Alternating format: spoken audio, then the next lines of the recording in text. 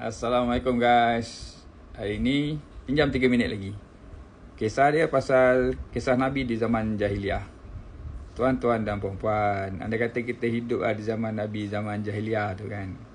Kita pastinya kan ada dua pilihan lah. Sama ada nak pilih ikut Nabi ataupun nak ikut Abu Jahal dan Abu Lahab.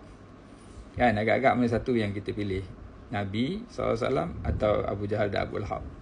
Cerita dia tuan-tuan dan perempuan kan, kalaulah kita hidup di zaman itu, zaman jahiliah tu kan, confirm lah kita akan berpihak pada Abu Lahab dan Abu Jahal ni.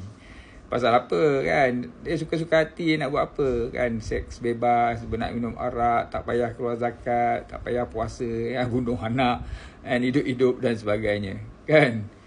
Bebas kan, bebas untuk berdisko dan berjimba-jimba. Sesuai dengan nafsu manusia yang suka keseronokan tu kan. Chances untuk kita pilih Nabi Muhammad tu payah lah kan. Tak cakap tu Nabi pula tu dapat wahyu kan, dah kena puasa pula, elok-elok boleh makan kena puasa. Lepas tu dah kena bayar zakat lah, elok-elok boleh pakai duit untuk belanja sini, dah kena bayar zakat kan. Lepas tu boleh kahwin, elok-elok boleh kahwin ramai-ramai kan, Nabi kata boleh kahwin 4 je kan. Dan banyak lagi lah, kena pergi haji, kena puasa, kena bayar zakat, kena solat kan. Elok-elok dapat lepak tak solat, kena solat kan. Confirm kita pilih Abu Lahab Abu Jahal je geng lah kan. Astagfirullahaladzim.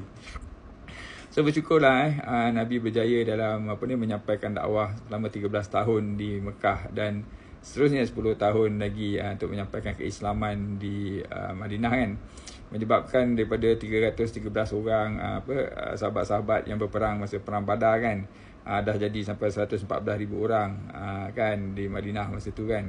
Dan sekarang dia telah sampai ke lebih 2 bilion orang di seluruh pelosok dunia kan. Yang sebenarnya ialah kebenaran tu macam mana pun pasti akan timbul jugalah kan. Kalau nak faham cerita dia mudah je kan. Fitnah itu cepat tapi kebenaran itu lambat. Jadi bersyukurlah kita mendapat nikmat dilahirkan sebagai seorang Islam kan. Sebab Islam tu lengkap. Islam tu mengajarkan kita tentang panduan kehidupan dari segi keseluruhan. Daripada kita bangun pagi kan, bangun pagi pun dah baca doa kan, alhamdulillahillazi ahyana ba'da ma amatana wa ilaihi nusyur kan, bersyukur pada Allah Taala kan.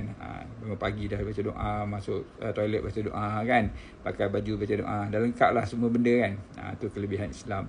Kalau kita pegang betul-betul, insya-Allah kita selamat di dunia dan akhirat insya-Allah.